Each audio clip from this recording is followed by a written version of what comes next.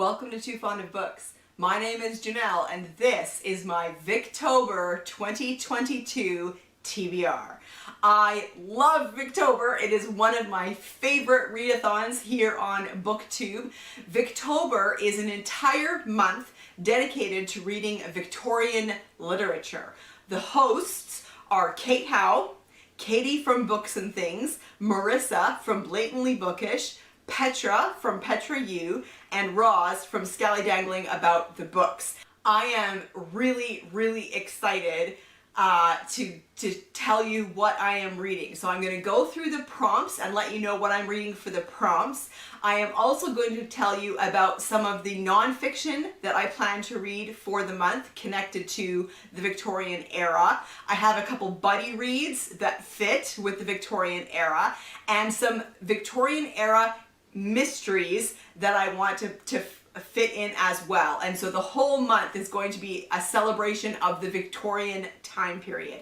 So let's just dive straight in. First up is the group read, which is The Mayor of Casterbridge by Thomas Hardy. I've never read this before, so I'm very excited to read it along with everybody else. And this is a book from 1886, and I don't really know very much about it except for the fact that he sells his wife at some point in this story, which is crazy to me that he would even be allowed to do that. But I'm excited to dive into this for the group read. Kate's prompt is to read a Victorian book with chronic illness or disability representation. And I love to read a Wilke Collins if I can for Victober, and so this fit perfectly. Poor Miss Finch by Wilke Collins. Miss Finch is blind, so that's how it fits here. When Madame Pratolungo answers an advertisement to be a lady's companion, she little knows the circumstances that will lead to a tale of love, deception, and heartache. The lady whose companion she becomes is Lucilla Finch, a beautiful, young, and blind from infancy. Lucilla's happiness seems assured when she falls in love with Oscar Dubourg and he proposes marriage. But Oscar has an identical twin who sees a way to win Lucilla's love for himself.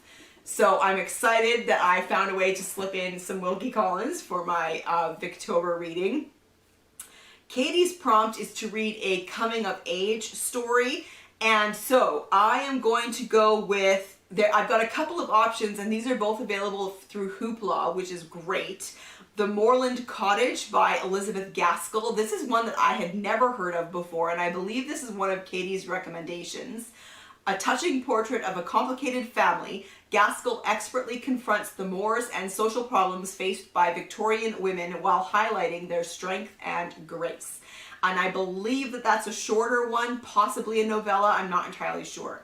My other option for this is a William Harrison Ainsworth, who I've recently discovered. I've read 3 of his books. I love him. And so this is called Jack Sheppard. While Jack Sheppard seems marked from birth for a terrible end, his wit and charm might just be able to cheat fate. Fate, however, seems eager to cheat him out of an honest living when Jack begins visiting the notorious Black Lion, drinking den of the worst criminals in London. So those are both great options for that prompt. Marissa's prompt is to read a short story collection.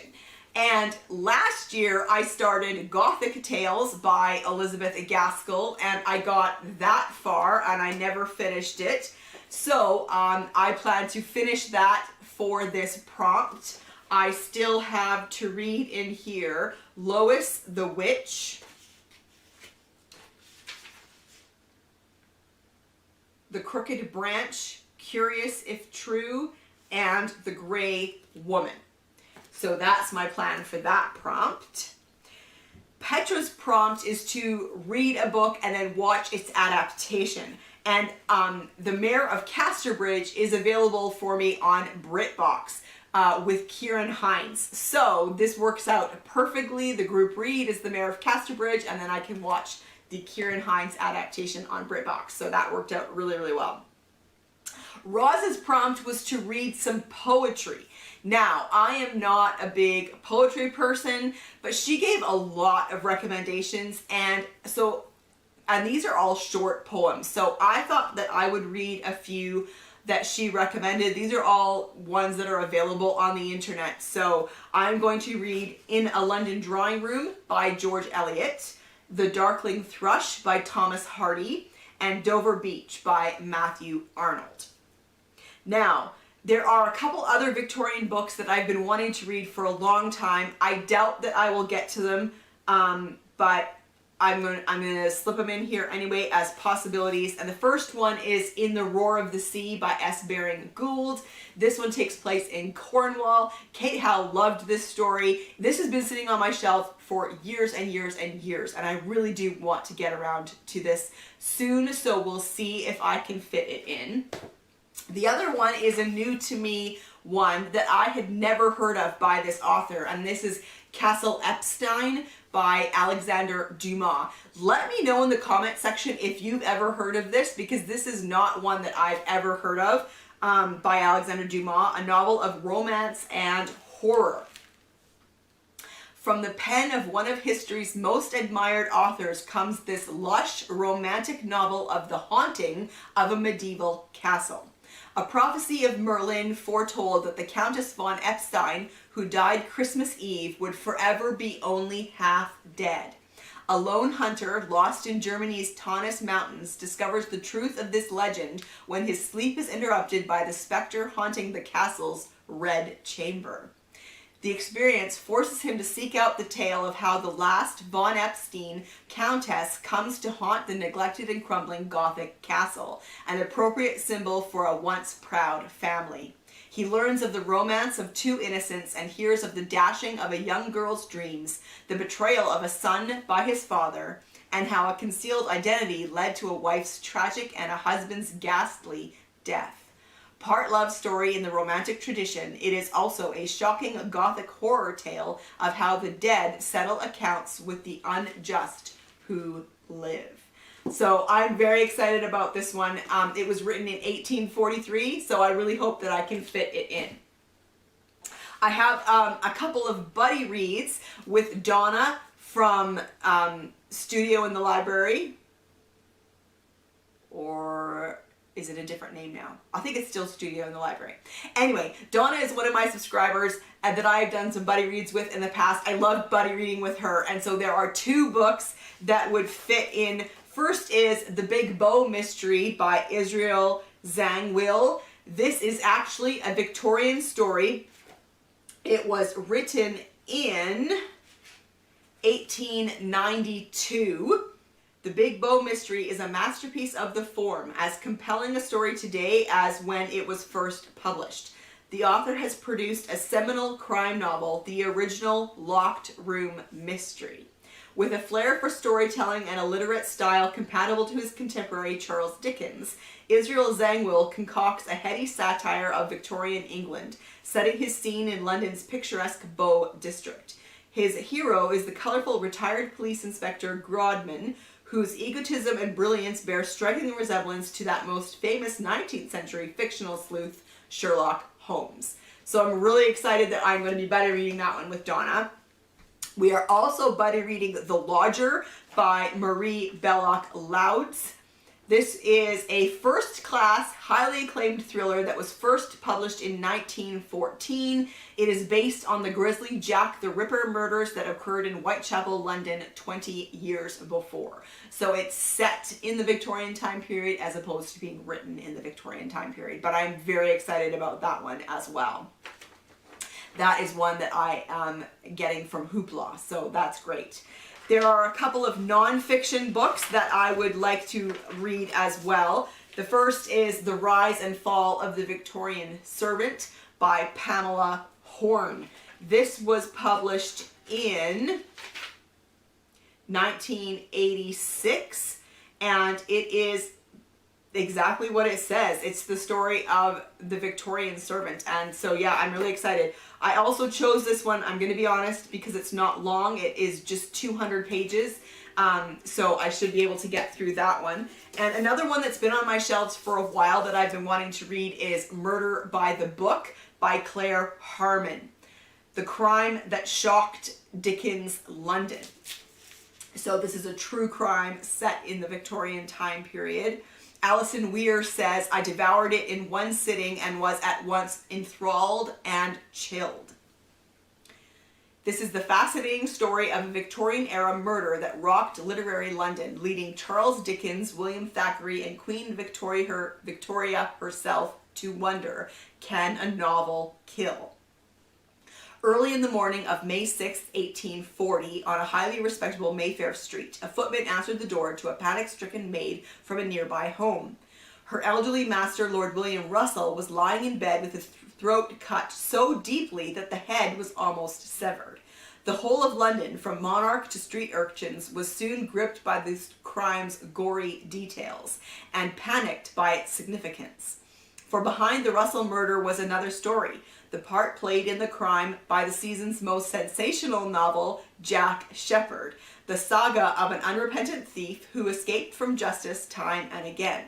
The book, by William Harrison Ainsworth, had already sparked a crime wave in the capital, and when Lord William's murderer claimed to have been corrupted by the tale, it ignited a fierce debate about writers and morality that drew Dickens and Thackeray, both at the beginning of their careers, into the fray. How can I not read this book at the same time that I am actually reading Jack Sheppard by William Harrison Ainsworth, right? It's just the perfect pairing. I love it so much. Okay, and then here are some of the mysteries that are set in the Victorian era. It's unlikely I will get to all of these, but this will be the stack that I am choosing from for the month of October. So we have Wobble to Death by Peter Lovesey. This is the first in his Sergeant Cribb series. What's fascinating to this one is that it is set during a 6-day go-as-you-please contest. It was also called a wobble, and this was really popular in the Victorian time period. It is basically an extended walkathon. And so, yeah, I'm excited about that one. I also have A Study in Scarlet Women by Shirley Thomas. This is the first in the Lady Sherlock series. Charlotte Holmes has never felt comfortable with the demureness expected of a fairer sex in upper-class society, but she never thought she would become a social pariah, an outcast fending for herself on the main streets of London. When the city is struck by a trio of unexpected deaths and suspicion falls on her sister and her father, Charlotte is desperate to find the true culprits and clear the family name. She'll have help from friends new and old, a kind-hearted widow, a police inspector, and a man who has long loved her. But in the end, it will be up to Charlotte, under the assumed name, Sherlock Holmes, to challenge society's expectations and match wits against an unseen mastermind. That sounds good. And then we have, this is another book by Lynn Sheppard. I read her Murder at Mansfield Park one, which I loved. This is The Solitary House. London, 1850. In the gaslit world of Dickens, Charles Maddox had been an up-and-coming officer for the Metropolitan Police until a charge of insubordination abruptly ended his career. Now he struggles to eke out a living by tracking down criminals. Whenever he needs it, he has the help of his great-uncle Maddox, a legendary thief-taker. That's the character from the book that I read before. A detective as brilliant and intuitive as they come. And on Charles's latest case, he'll need all the assistance he can get. To his shock, Charles has been approached by Edward Tulkinghorn, a shadowy and feared attorney, who offers him a handsome price to do some sleuthing for a client. A powerful financier has been receiving threatening letters, and Tulkinghorn wants Charles to find whoever is responsible. But what starts as a simple case swiftly escalates into something much darker as Charles cascades toward a collision with a dangerous and unspeakable truth. Now, this one has connections to Bleak House by Charles Dickens, and I am excited about that one. We also have A Metropolitan Murder by Lee Jackson. This one is set on the Underground. The last train of the night pulls into the gaslit platform of Baker Street Underground Station. A young woman is found strangled, her body abandoned in a second-class carriage. And then last but not least is Death of a Schoolgirl by Joanna Campbell Slan. This is the Jane Eyre Chronicles, and I think it's the first one in that series, if I am not mistaken. I think so. In her classic tale, Charlotte Bronte introduced readers to the strong-willed and intelligent Jane Eyre. Picking up where Bronte left off, Jane's life has settled into a comfortable pattern. She and her beloved Edward Rochester are married and have an infant son. But Jane soon finds herself in the midst of new challenges and threats to those she loves. Jane can't help but fret when a letter arrives from Adele Varens, Rochester's ward, currently at boarding school, warning that the girl's life is in jeopardy. Although it means leaving her young son and invalid husband, and despite never having been to a city of any size, Jane feels strongly compelled to go to London to ensure Adele's safety. But almost from the beginning, Jane's travels don't go as planned. She is knocked about and robbed, and no one believes that the plain, unassuming Jane could indeed be the wife of a gentleman. Even the school superintendent takes her for an errant new teacher. But most shocking to Jane is the discovery that Adele's schoolmate has recently passed away under very suspicious circumstances, yet no one appears overly concerned. Taking advantage of the situation, Jane decides to pose as the missing instructor and soon uncovers several unsavory secrets which may very well make her the killer's next target.